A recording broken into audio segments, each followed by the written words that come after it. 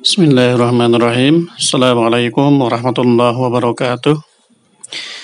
Alhamdulillah wassalatu wassalamu ala Rasulillah wa ala alihi wa ashabihi wa mawalah. Amma ba'd. Alhamdulillah, kembali lagi dengan saya Abu Najla dari tasrabahmuslim.com. Seperti biasa, saya akan kembali mereview buku-buku Islam ataupun Al-Quran pilihan. Dan yang akan saya review kali ini adalah sebuah buku tentang ilmu tajwid. Di sini bisa teman-teman lihat ya judulnya, Ilmu Tajwid, Pegangan Para Pengajar Al-Quran dan Aktivis Dakwah. Ini penulisnya Ustadz Ahmad Toha Hussein Al-Mujahid.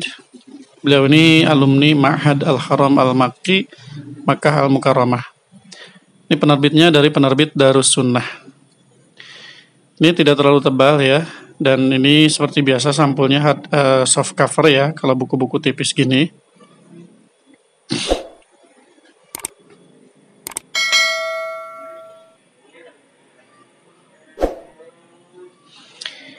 Ini tebalnya ada 238 halaman dan isinya cukup lengkap ya.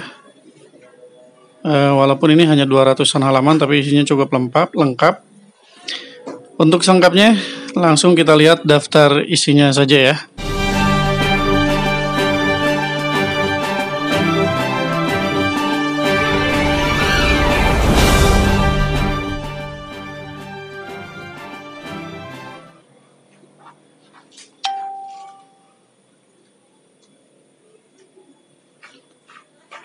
Nah, ini daftar isinya.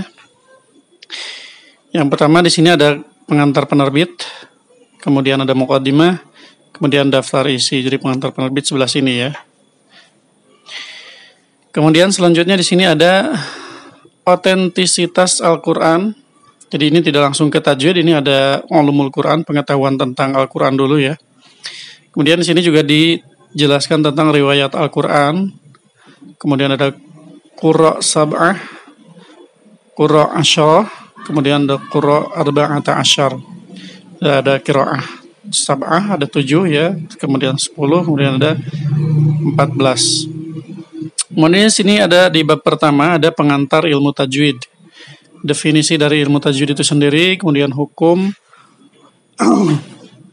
mempelajari tajwid, kemudian keutamaan mempelajari ilmu tajwid, dan tujuan mempelajari ilmu tajwid di sini dijelaskan ya. Jadi ini cukup detail ya.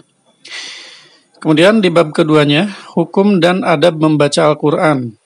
Di sini ada keutamaan berinteraksi dengan Al-Quran, hukum menyentuh dan membaca Al-Quran, dan adab membaca Al-Quran. Kemudian di bab ketiga di sini juga dijelaskan tentang tempo bacaan ya, jenis-jenis kecepatan bacaan ya. Di sini yang pertama ada tahqiq, ada hadr. Tahqiq itu yang lambat ya, biasanya digunakan untuk mengajar ya, untuk memberikan contoh, kurang lebihnya seperti itu ya.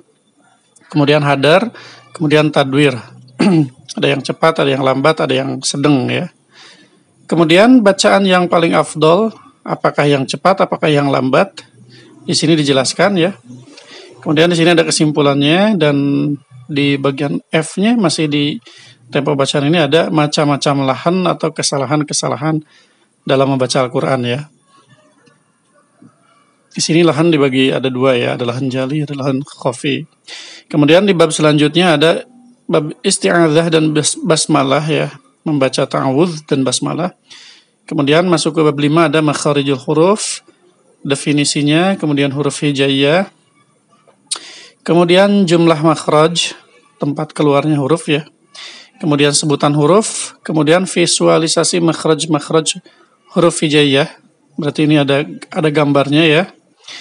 Kemudian cara mengetahui makhraj. Nah, bagaimana cara mudahnya untuk mengetahui makhraj sebuah huruf itu di mana gitu ya. Kemudian di bab selanjutnya ada sifat-sifat huruf hijaiyah ya. Di sini ada definisinya, ada fungsinya, kemudian ada jumlah sifat-sifat huruf hijaiyah, kemudian ada jadwal sifat-sifat huruf hijaiyah. Nah, di bab ketujuhnya baru ini masuk ke hukum tajwidnya ya. Di sini ada hukum nun sakinah dan tanwin, atau hukum nun mati atau hukum nun sukun dan tanwin ya. Definisinya, kemudian hukum nun sakinah dan tanwin ketika waqaf. Kemudian hukum nun sakinah dan tanwin ketika bertemu huruf hijaiyah. Di sini ada idhar, ada iqlab, ada idgham, idgham bigunnah, idgham bila gunnah, idhar mutlak atau ikhfa hakiki, yang keempatnya ikhfa hakiki ya.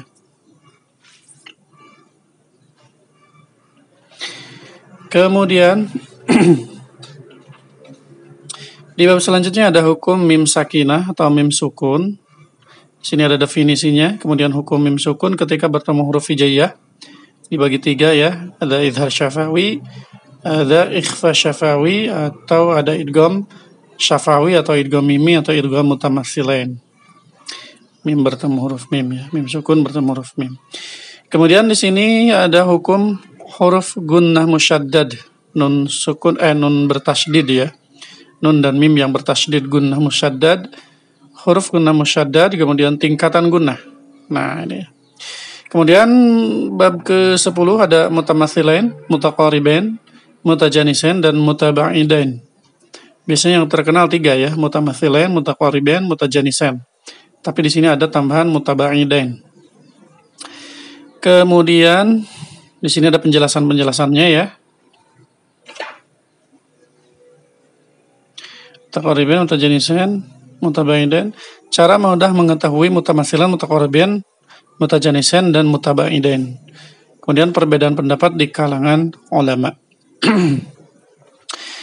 Lanjut di bab ke-11, di sini ada tafkhim dan tarqiq. Definisinya di sini dijelaskan. Kemudian macam-macamnya. Di sini ada huruf yang selalu dibaca tafkhim, ada huruf yang selalu dibaca tarqiq, ada huruf yang tidak selalu dibaca tafkhim ataupun tarqiq. Kemudian di bab selanjutnya ada mad, definisi mad, kemudian huruf mad dan huruf lin, kemudian macam-macam mad dan contohnya. Di sini mad dibagi 2, ada mad asli, ada mad far'i. Nah, di mad far'i ini ada banyak anaknya lagi ya. Kemudian ada bagan macam-macam mad. Di bab ke-13 di sini jelaskan tentang waqaf, qata', ibtida' dan saktah. Waqaf, qata', definisi, hukum, hal-hal yang perlu diperhatikan ketika waqaf atau berhenti ya. Kemudian ada macam-macam waqaf juga di sini. Ada waqaf ikhtibari, ada waqaf idtirari, kemudian ada juga waqaf intidhari, kemudian ada waqaf ikhtiyari. Di sini dijelaskan ya. Jadi ini cukup lengkap ya. Jadi tidak hanya tajwid yang biasa saja, tapi segala macam ada ya. Kemudian ibtida memulai lagi ya. Di sini ada definisinya, terus hukumnya. Kemudian hal-hal yang perlu diperhatikan ketika ibtida. Kemudian ada macam-macam ibtida, ada ibtida hasan, ada ibtida qabih. Kemudian sakat atau saktah. Definisinya, hukumnya, macam-macam saktah. 1 ada yang wajib dibaca saktah. 2 ada yang boleh dibaca saktah, boleh tidak ya. Kemudian ada hak saktah. Selanjutnya di bab ke-14 ada hamzah wasol, ada hamzah qata' atau hamzah fasol. Sini jelaskan definisinya, fungsinya, hukumnya. Selanjutnya ada gharaib al-masahif atau ayat-ayat asing ya. Atau yang sulit juga, yang asing dan sulit ya. Di sini ada hukum, definisi hukum kalimah atau kata asing, bacaan asing. Di sini tidak disebutkan nama-namanya ya, tapi di sini ada banyak lah, seperti tashil, ismam, imalah dan lain-lain di sini dijelaskan ya. Kemudian khatimah atau penutup ya, terakhir biodata penyusun. Biodata ataupun mungkin biografi, selintas biografinya mungkin ya. Nah, ini kita lihat selintas. Kurang lebihnya seperti ini isinya. Tadi ada gambar katanya, coba kita lihat. Oh, ini ada tabel. Jadwal sifat huruf hamz, syiddah, Tawasud, jadi ada tabelnya ya, ini untuk mempermudah kita mengingat dan memahaminya. Kemudian tadi juga ada visualisasi, berarti ada gambar makharijul huruf. Tadi halaman 74 kalau nggak salah ya. Oh ini. Nah ini ada gambar-gambar untuk lebih memperjelas kita ketika mempelajari makharijul huruf, tempat-tempat keluarnya huruf.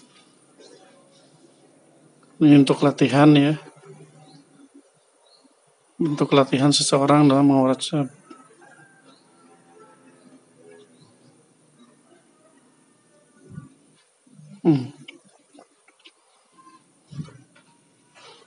Ya, kurang lebihnya seperti ini teman-teman ya.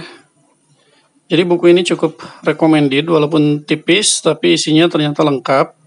Mulai dari riwayat-riwayat, qiraah sab'ah, asyrah, kemudian arba'ata asyar, kemudian kesininya makharijul huruf, sifatul huruf, kemudian tajwid, waqaf, ibtida, hamzah wasl, hamzah qata, dan seterusnya ya. Sampai tadi terakhir ayat-ayat gharib. Nah, itu jadi cukup lengkap, dan saya juga mungkin merekomendasikan buku ini ya, karena teman-teman di sini bisa mendapatkan penjelasan yang cukup detail dan banyak tambahannya juga ya. Nah, bagi teman-teman yang tertarik untuk memiliki buku ini, seperti biasa ya, silakan teman-teman order melalui website di www.toserbamuslim.com, atau kalau tidak ditemukan di sana, kadang-kadang belum saya upload juga ya, belum diupdate lagi, bisa teman-teman order melalui WhatsApp di 087 870 173 490. Terima kasih. Assalamualaikum warahmatullahi wabarakatuh. Terima kasih. Anda sudah mendengarkan review buku Islam dari toserbamuslim.com.